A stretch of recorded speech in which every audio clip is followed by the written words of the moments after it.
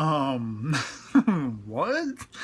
Hey there, cats and kitties. I am the Blues Man, Johnny Blues, and with this video, I'm discussing my thoughts on Attack on Titan Season 2, Episode 34. And I gotta say, for my part, I actually really thoroughly enjoyed this episode. It might not have been the knockdown, dragged-out battle like we've had in the last couple of episodes between Eren and Reiner, most specifically, but there was a lot of great characterization in this episode, a lot of character posturing. I mean, toward the end, you had Reiner almost borderline, bribing, blackmailing even Ymir by name-dropping Krista and trying to influence her decision. Was she going to go with Eren? Was she going to side with them and make her escape on her own and everything like that? And of course, Eren and Ymir both are rendered, for all intents and purposes, ineffectual. Eren's lost his arms, and she's lost one arm and one leg, and so there's not a hell of a lot they can really do at the moment, except for sit tight and hold tight, wait for sundown, and that is because the entire area, the forest area that they're in with these giant, redwood type trees, is befilled with titans. You have an abnormal who's just lounging on his back watching them. You have a scaredy cat who's over here behind a tree, and all these little ones and everything like that. I mean, it's fucked up. It's a fucked up scenario. I would be scared out of my mind, trapped thusly up on a branch of this giant tree, and there are these titans down there. Even if I could tighten out, even if, as Eren pieces together by the end of this episode, he's wholly fucked. He can't do anything, or at least that's what Reiner is telling him. And he doesn't really know whether he can trust Reiner or not, as far as he can throw him. And it was really awesome getting all that back and forth going on in this episode. And it's like, what the fuck? What the fuck was up with Reiner, man?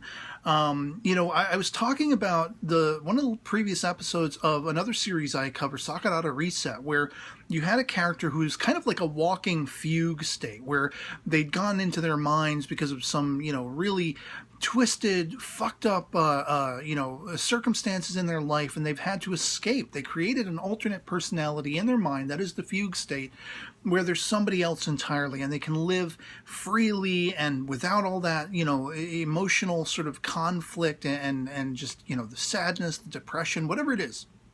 Usually in the extreme and very rare, but that's kind of what Reiner is. He's kind of a walking fugue state by the end of this, because he actually believes he is this soldier that he has pretended so long to be. And I thought that was a really fucked up yet clever and interesting distinction.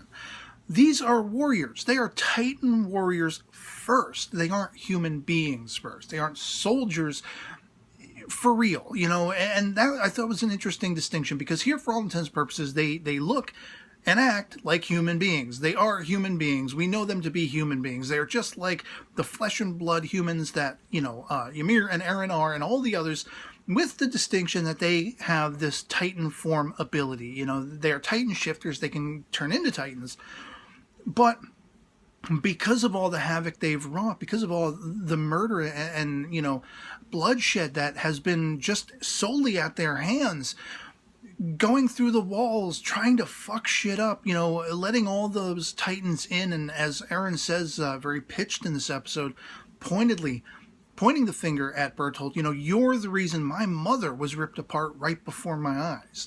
You kicked a chunk of the wall, it hit my house, and there she was, and I could only watch as I was being carried away, whisked away to safety as my mother was torn to pieces. It's your fucking fault.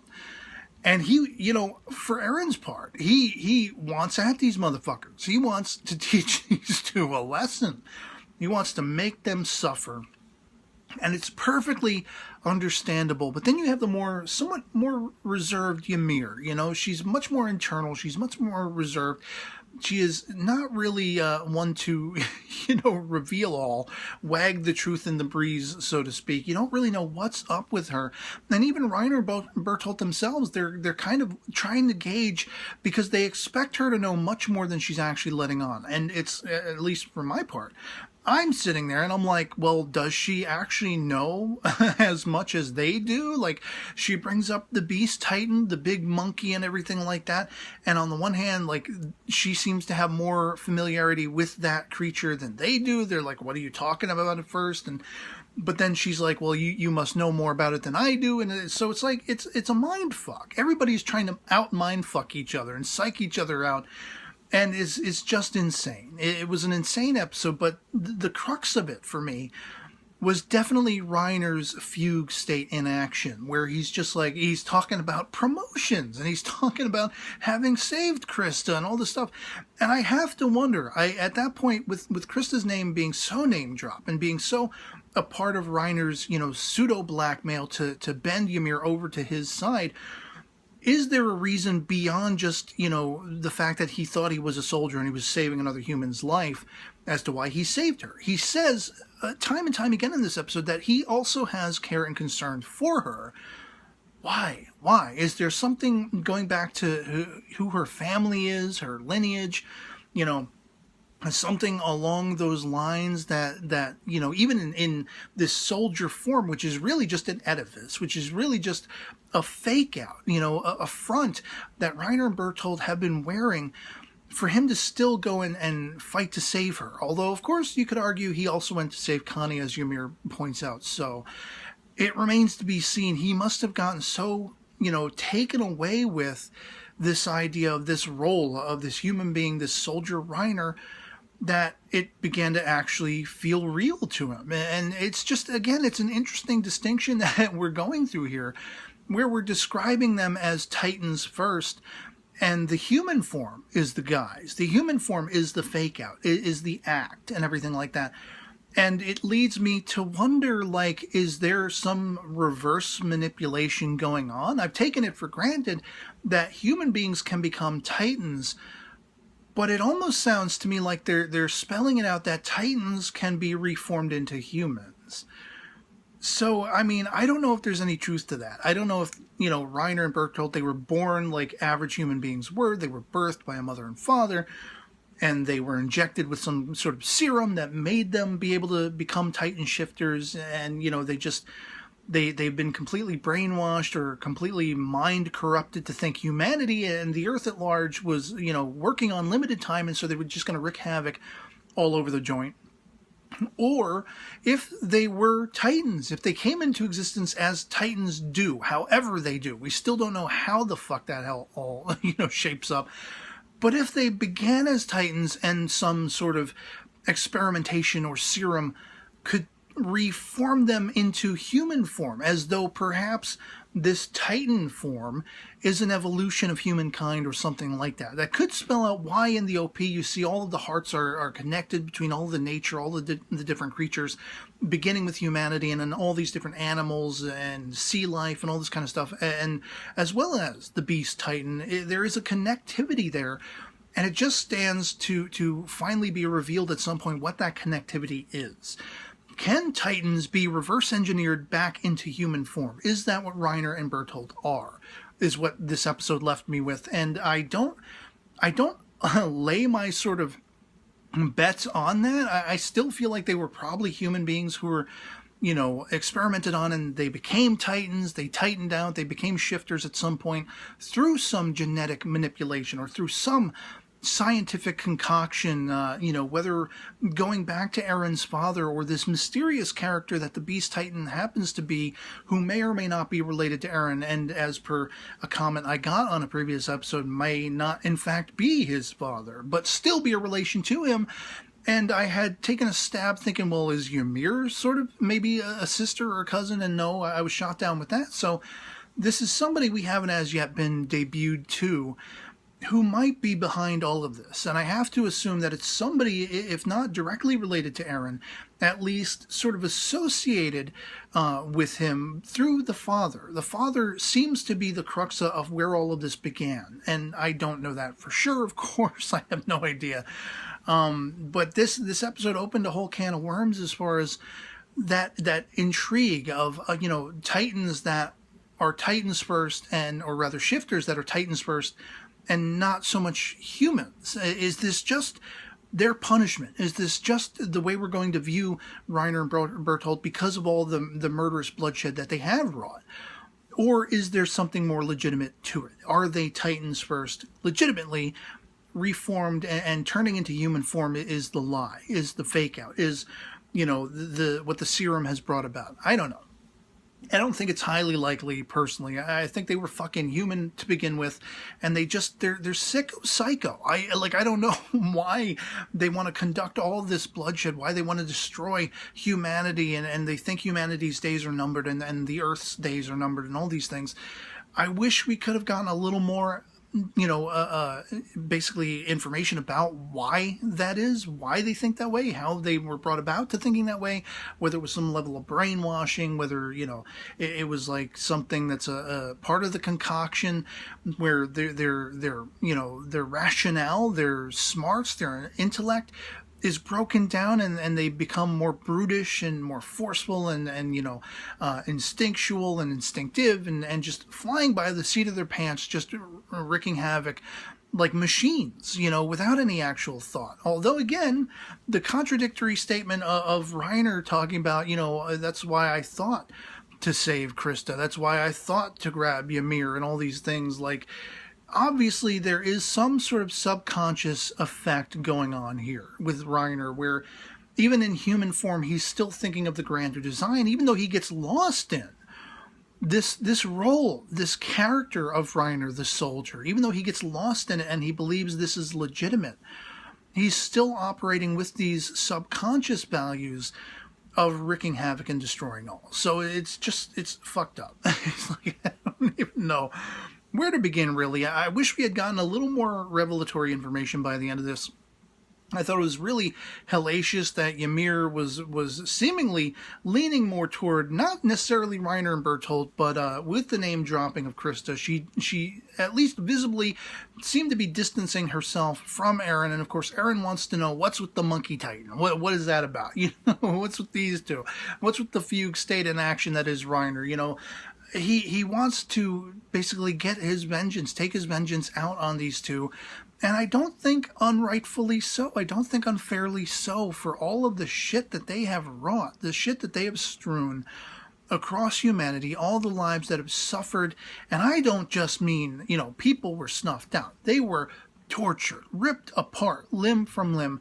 And at least from the get-go, from the beginning, from the opening shots of this series, it was these two sons of bitches that were at fault, that were at the center of it. And so it's understandable for Eren to feel that way. But of course, it's also understandable from an objective viewpoint to listen to Ymir, and who's talking a little bit more common sense. Grow up. There's more going on here. I mean, we need to get information. We need to get answers. We need to find out more about what the fuck is going on, what these two assholes know and everything. And so I'm glad that Eren, did show that intellect coming in with that 1-2 punch of truth that Ymir laid the smackdown on him, that this is what we need. And of course, as we're hearing his inner monologue, he's going through the motions of figuring this out and realizing for his better graces, he has to just hold tight. He's got to sit tight for a time. And as long as he's having to do so, and he's pitted with these two scumbag sons of bitches, he's going to try to get as much information out of them as possible. And what more could you hope for? What more could you hope to accomplish in that scenario if you were Eren and you're rendered harmless and armless? And the only other outstanding aspect of this episode for me was Hanji being very much consumed with the Titan who could not walk. She says they captured it. For all intents and purposes, it seemed like if this is in fact, she's referring to the one that was in Connie's hometown, it seemed for all intents and purposes like they just left it. I don't know if she's talking about a different Titan or not. Correct me in the comments, because I didn't get the name drop of the town, whether or not that was Connie's village or not. Like if that's the Titan she wants to get a look at, she has a hypothesis that she's working out right now. And she needs to confirm some things, and she has her guy go out and do that. He basically says, let me do that for you, And so what is it that she's concerned about? What is it that has her curiosity raised? What is it that she wants to investigate or secure for herself? And, how does that play out in the grander ramifications of all of this? Is it just to confirm singularly that maybe this was Connie's mother, as he speculated? It sounded like her, it looked like her, and all these things. That maybe perchance someone is going out there and trying to create more Titan shifters? Are they experimenting on unwilling human participants, something along those lines. I don't exactly know what she's after, what information, what she's trying to secure for herself, but that leaves me highly curious, especially if it's that Titan in particular, the one that Connie thought was his mother. I actually hope we find out more about it. And but again, with the limited amount of episodes we have left to this second season of Attack on Titan, it doesn't promise all that well. It doesn't secure for me that we're going to get a lot of information by the end, that we're going to find out all that much, and not nearly as much as I wish we would and hope we would. But what can you do? It is what it is, and I'm just enjoying it for the time being, as fucked up as it is. With the gory shit, with all the crazy, backwards and forwards posturing, all that melodrama, I actually really like it. I really liked all of that melodrama, all of that, sort of downtime that this episode represented. I'm sure some people will be like, what the fuck is this shit? We didn't learn anything. This was a waste of time, blah, blah, blah. I didn't think it was a waste of time. I thought it was really highly intriguing that Reiner, you got that portrait of a character who's double-sided. And, it's kind of like in if you think of like James Bond and that whole intrigue, that whole espionage intrigue where you have double agents and sometimes they've been playing a role so long. Look at Donnie Brasco, the Johnny Depp film where he was like an FBI guy who was, he insinuated himself into mob culture and then it started to sort of take over his life. It's kind of what Reiner's going through. He's been taken over by this character he's been meant to portray, and he's kind of fucked up because of it. You got Bertolt sitting there behind him, just scowling like, oh shit, not again. So love to hear from you guys in the comments below what you thought of this particular episode of Attack on Titan Season 2, Episode 34. Love it or hate it, anything goes in the comments below, But yeah, I can't wait to see where we go from here. It looks like all hell's going to break loose again in the next episode. Ymir and Eren, do they have a fighting chance? Do they? Are they going to get away from these motherfuckers? Are they going to throw down? Are they going to tear ass? Remains to be seen. But with the cavalry just coming over the hill, man, Mikasa and all of them, they can see their smoke blaze across, the fields amongst the trees. So they're on their way. The scouts are on their way, and who knows what's going to happen. So yeah, otherwise that'll be pretty much it for me on this. If this video finds you well, I'll catch you all later. Peace.